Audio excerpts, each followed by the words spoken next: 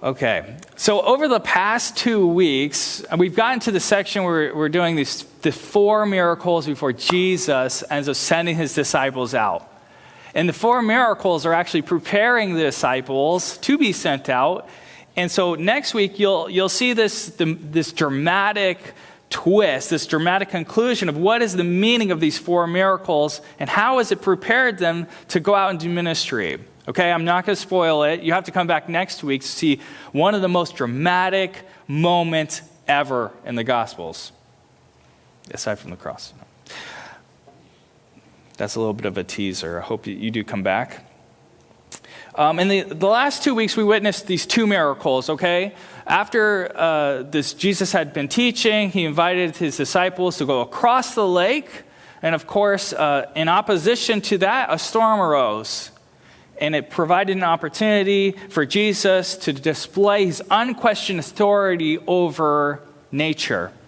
You remember the disciples at the end of that story said, what kind of man is this? Or what manner of man, I guess in the King James, is this that even the wind and the waves obey him? So Jesus has this sovereign authority over nature. And then he arrives to another storm at the lakefront there at the Gerasenes, and it's a legion of demons possessing a man, in which there's not a battle there. You would think a legion of demons versus Jesus, that could put up a great fight, but instead of a battle, they're cowering at Jesus' feet, begging him not to be cast into an abyss, in which Jesus obliges by casting them into a legion of pigs, in which the pigs storm off and they die in the water, and so this man is freed from that oppression. You see, Jesus has an unquestioned authority in the spiritual realm over evil in all spiritual matters. You see, it's establishing his authority.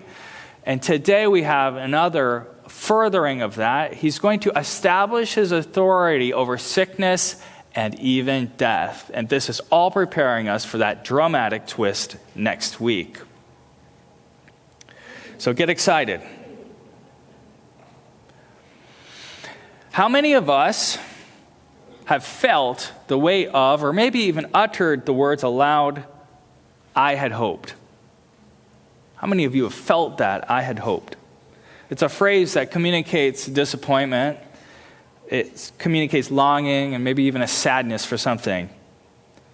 And I think almost everybody actually knows this sentiment. In a world with things like cancer, in a world with things like car accidents and bankruptcies, divorce, addiction, infertility, miscarriages, SIDS, senseless violence, hurricanes, and more, I think we all can feel the weight of the words, I had hoped. I had hoped that we would had a family by now, says the mother and the husband who are going through infertility. I had hoped for more years together, says the person who's experienced a loss of a loved one. I had hoped that things would work out between us, says the person who goes through a divorce. I had hoped that the cancer wouldn't come back. I had hoped.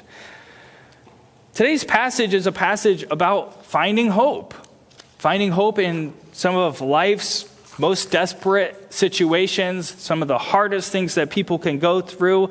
It's bringing us from the drama of desperation to real hope and faith that's found in Jesus. Our passage, of course, last week left off with the crowd of the city begging Jesus to leave because he was one who had authority. Meanwhile, on the other side of the lake, in verse 40, you see, there's another crowd that's quite pleased to welcome Jesus back. They were even expecting his return voyage, and this is where we meet Jairus. I should say Jairus. I struggle with this name, Jairus, and then we take up the story. So in verse 40, it says, now when Jesus returned, that is across the lake, a crowd welcomed him, for they were expecting him. Then a man named Jairus, a synagogue leader, fell at Jesus' feet, pleading with him to come to his house because his only daughter, a girl of about 12, was dying. Okay, so Jesus returns to a warm welcome from the crowd, but amongst them, one is not nearly as cheery as the crowd is to see Jesus. He's cheery to see Jesus, but he's just not cheery in general. It's Jairus. And I can see this man. He's a desperate man, you can imagine. Well-known, respected man in his community. He's a synagogue leader, the text tells us. So, in other words, if you were to equate it to today, he's the pastor. He's the pastor of his congregation at the synagogue, wherever his synagogue is. Maybe you're in Capernaum. And I imagine him there as they're waiting for Jesus, looking for Jesus along the shoreline, pacing up and down, back and forth, waiting because his daughter is 12 years old and she's dying. She's extremely sick. She's dying. And so he's desperate. Imagine how you would feel. It doesn't take a lot to have a 12-year-old sick and dying. How desperate you might feel to just do anything to help. I had hoped, he may think. I had hopes for her. A few more years together before I bless her and give her off into marriage. I had hoped to see one day her children and bounce the grandchildren on my knee. I had hoped. Has hopes not only for her, but also fond memories of her, you see. He's raised this girl, her personality, all the cute mannerisms and the memories that they've made together. To add to it, he knows his wife. Maybe he thinks she's not going to be able to bear this loss of our only child, a daughter. She'll be utterly devastated. You see, this is a man who is desperate.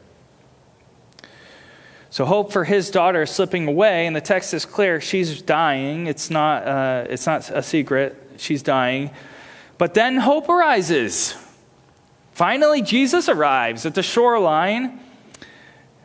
There might not be enough time, though, to save the daughter from this illness, but he has to try. So he immediately falls at Jesus' feet, begging him, and there's that word begging again. There's a lot of begging going on in these recent texts, pleading with him to come immediately to his house to save his daughter. He knows time is of the essence, and so Jesus has compassion on Jairus. He takes off immediately in the direction of this pastor's house.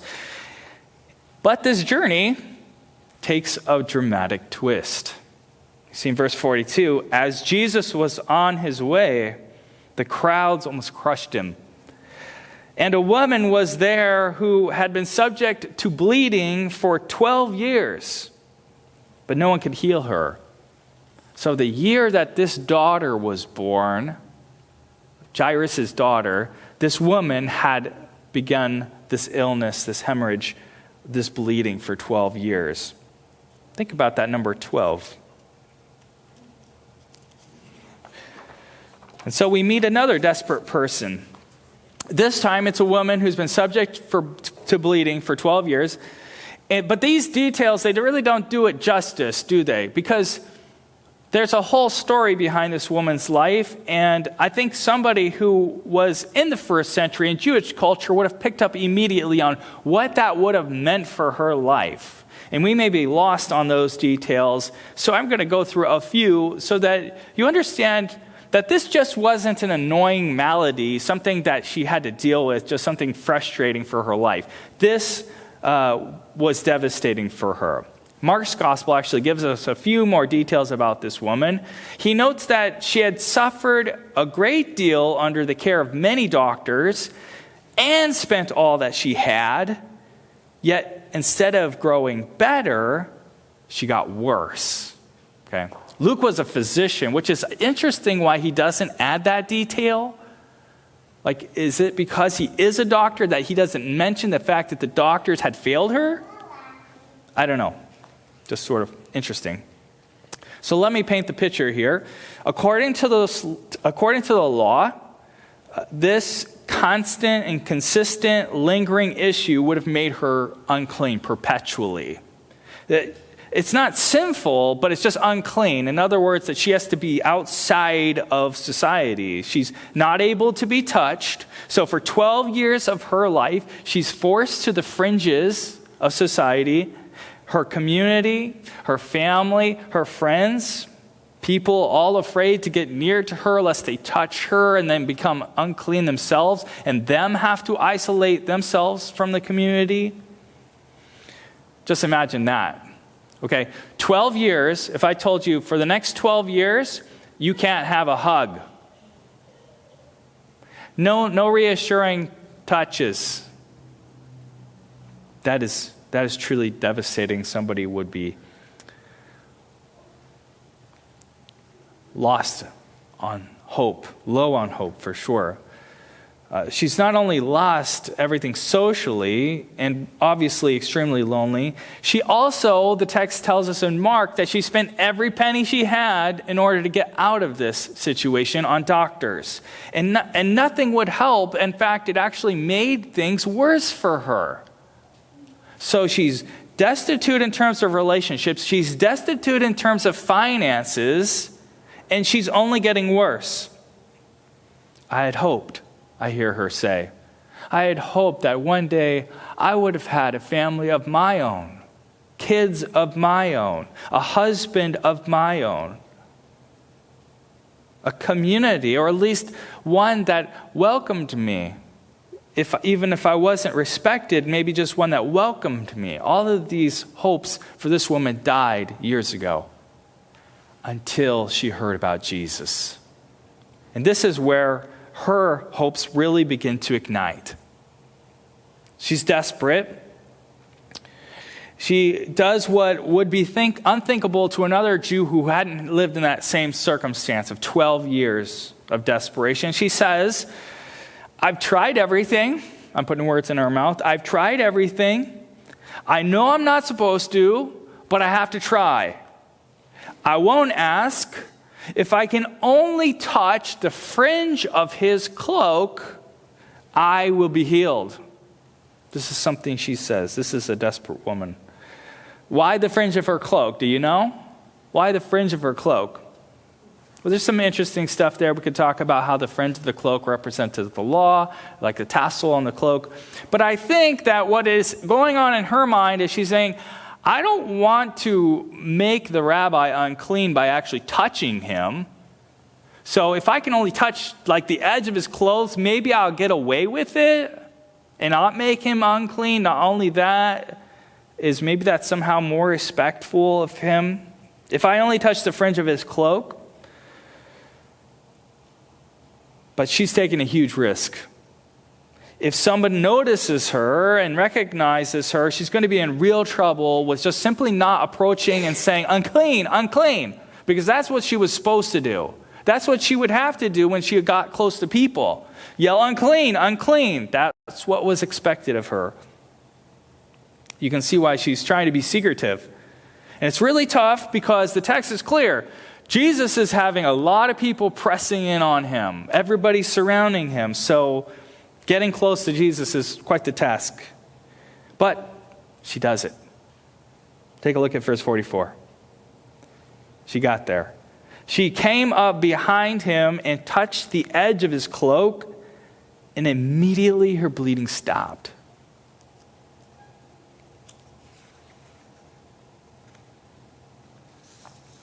It worked. Praise God, it worked. But oh no, Jesus saw or noticed something because he stops. Verse 45. Who touched me? Jesus asked. She thinks, maybe if I just keep quiet, he'll move along. There's a lot of people pressing him after all, so maybe somebody else will say, oh, I'm sorry, did I bump you? And then that will be that. When they all denied it, Peter said, Master, the people are crowding and pressing against you. Peter's comment is noting the absurdity of Jesus' question, actually. It's like going to the red carpet, at the Oscars, and having a celebrity step out of a limo, walking down the red carpet, and then pausing there saying, who took my photograph? I know someone took my photograph. Someone would say, everybody took your photograph. What do you mean, who took your photo? No, somebody took my photograph, and it meant something more. That's like what Jesus is saying. And I just imagine we have another character in this story that we haven't even mentioned again. Jairus. His daughter is dying as we speak, and yet this whole thing is transpiring. I imagine him growing impatient. He knows the time's of the essence. We don't have time for this. Can we move on? Verse 47, then the woman, seeing that she could not go unnoticed, came trembling at the feet and fell at his feet. In the presence of all the people, she told why she had touched him and how she had been instantly healed. What a profound courage this woman must have had to own up to this. Knowing that she had broken every cultural norm, including the law and many customs, she touched not just anyone, but a renowned teacher in Jesus, making him what some would have thought would have made him unclean. Not only that, but she stands there now in front of a crowd, the who's who, which is the disciples, the synagogue leader, which is a pastor there, and of course, Jesus, and she tells of all that she had been going through, talking about her flow of blood that's lasted 12 years. Of course, this is putting her at risk from not just being now in trouble for breaking the law, maybe even being punished, but being willing to touch somebody while you're unclean, not following that custom. To add to the situation, a lot of the Jews there would have actually believed that because she had this flow of blood, she must have been a sinner. She must have either someone in her family had done some grievous sin or that she had sinned herself, and this is one of God's punishments for her. So this is what was all going on behind the scenes. And of all of this, how's Jesus going to respond? Verse 8, then he said to her, daughter. He claims her as his own. Daughter, you're mine. He says, your faith has healed you. Go in peace. Jesus does what is unexpected in front of a thronging crowd. He commends her faith to them. He commends her faith. He doesn't rebuke her. He invites her to feel no guilt over what she has done. Go in peace. Do not feel any consternation over the decisions that you have made this day. Your faith has made you well. Go in peace, daughter of mine. I just love that. But Jesus isn't done yet. One person in our story has moved from desperation to hope, then from hope to vindication and freedom as a daughter of God. Jesus isn't done yet. We have one yet. Jairus, he's desperately leading Jesus at the house to heal the daughter, and apparently he hasn't read or heard the story about the centurion's faith, because all he had to probably say was, I know that you're a man of authority. All you have to do is say the word and my daughter will be healed. That's all he had to say. But Jesus hasn't found that sort of faith in all of Israel, so of course the synagogue leader doesn't have that type of faith. Verse 49 says, while Jesus was still speaking, and that is to this woman, someone came from the house of Jairus, the synagogue leader, with very bad news. Your daughter is dead, he said. Don't bother the teacher anymore. It's too late. It's too late. What devastating news. While Jesus is inviting this woman to go in peace, Jairus receives news, and it's a father's worst nightmare. Your daughter is dead. Hearing this, Jesus said to Jairus, don't be afraid. Just believe, and she will be healed.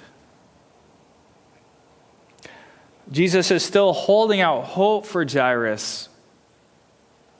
Just believe. Just have hope. Don't give up hope.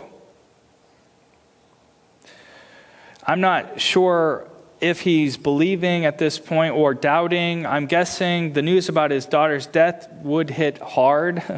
It would hit me hard.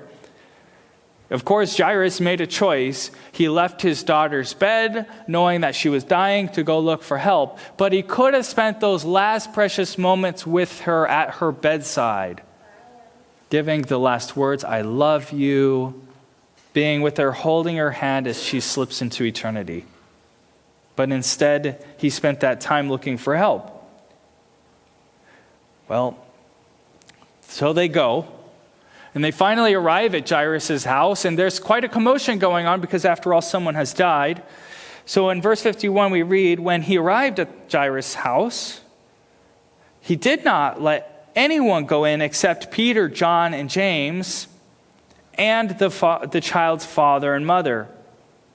Meanwhile, all the people were wailing and mourning for her. Makes sense. Stop wailing, Jesus said. She is not dead, but asleep.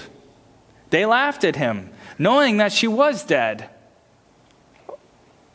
The mourner's job, of course, is to wail loudly, to make quite a commotion so loudly that the father, the mother, the brother, the sister, everybody there, of course this was an only daughter, so no brothers and sisters, but everybody there could weep, cry their eyes out, and sob without any embarrassment. That's what their job was. And Jesus' news is that they can stop wailing now because they have no reason to cry anymore. The reason is taken away. This child's state of death is only temporary, just like sleep is temporary. When somebody goes to sleep, what happens after you sleep? Well, you wake up. And so Jesus is planning to wake this daughter up. In verse 54, it says, he took her by the hand and said, "My child, get up." Her spirit returned. At once she stood up. Then Jesus told them to give her something to eat. Her parents were astonished, but he ordered them not to tell anyone what had happened. The text says her parents were astonished. I can imagine why. That is a summary of probably a lot of emotions and a lot of hooping and hollering and all sorts of different rejoicing. They moved from devastated to hope and then to relief as their daughter was alive. What a moving and powerful story of two miracles that we have today about Jesus' authority and power, about his compassion for people, for his love for all kinds of people, both important like Jairus, who's the pastor, and also this insignificant woman. Not insignificant in his eyes, a daughter of his, in fact. Is there something to these stories, or are they just kind of, you would say, happy, once upon a time stories? And then Jairus and his family lived happily ever after, and you can imagine Jairus bouncing the grandbaby on his knee, and you can imagine this woman getting married and having maybe a child of her own. Is this once upon a time stories, or is there more here for us? I noted how each of us have experienced our moments of bitter reality and bitter loss. We, in some ways, in our own stories, in our own times, I think can relate to this story, either one of these stories of Jairus or the woman with the blood flow. I think our story obviously might be different, and there were our own kind of hurdles. Maybe if you're like me, you wrestle to hold on to faith in the midst of trouble, in the midst of loss or disappointment, especially when frustrating situations, they linger, and there's no sign of relief. I mean, I think of 12 years as a long time, and I can relate to that, and if you had a long-term struggle. This is where I think this story in this text really connects to our everyday life. The Bible, it doesn't give us that pie in the sky scenario. It doesn't give us what we cannot imagine. It gives us reality. We live in a world where 12-year-old daughters get sick and die. We live in a world where disease will pillage the life of an otherwise normal woman for years. The scriptures don't really skirt around the question, is this all there is? Are we all destined to struggle through life, suffer, and then what? Dust? Is that what our life is? What's the end or the telos of this all? What is the end of all this? What does Jesus and the Bible have to say? What hope does it offer to us? Is there more hope like Jairus and this woman? Is there more of that hope to go around? Yeah, there is. As important as these stories in and of themselves are about Jesus' authority, I think they teach us about a bigger story at play, something that God is doing in the world. Jesus overcoming disease and death in this text actually provides for us a foretaste of the first fruits, I guess you could say, of the future and the ultimate, the total overcoming of disease and death. These stories actually serve to point way beyond themselves through our lifetimes into eternal realities in which our life enters into a proper perspective when we regard them. Jairus' daughter, she may have lived a long, happy life and may have had children of her own. Even they had their children, and she became a grandma one day. But you know what? Eventually, Jairus' daughter would die again. And the same thing with the woman with the blood flow. Eventually, see her body now restored, once again, wither and decay, and eventually break down and die. These stories, what they do is point us to a future reality where death is no more, where the body is resurrected and restored and renewed so that death dies. That's what it's pointing to. You see, what does the text tell us that happened to Jairus' daughter when she was healed? It's in verse 55. Take a look. When she died, her body was no longer animated, right? She lay there, but she wasn't dead. You see, her spirit was alive because we know that because what happens in the text is the spirit returns to her. She lived on past her body. Being reunited with her body actually points every single one of us to the future of the resurrection that we will experience when Jesus comes again.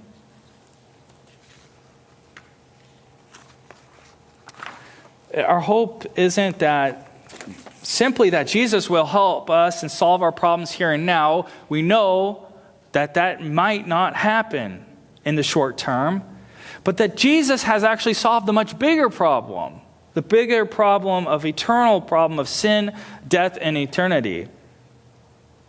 I want to conclude our time with the silly story to help illustrate this, I hope, for you. How does this really help us? Well, how many of you have a DVR or like YouTube TV or you get to record shows?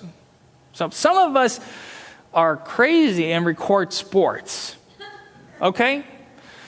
When you do that, it's sort of hard if you get the score spoiled. Some of you are big fans of certain teams. You don't have time to watch them. You record the game. Oh, someone spoils the score. Did you see the Michigan game? No, I didn't. Don't spoil it. They won. Oh, all right.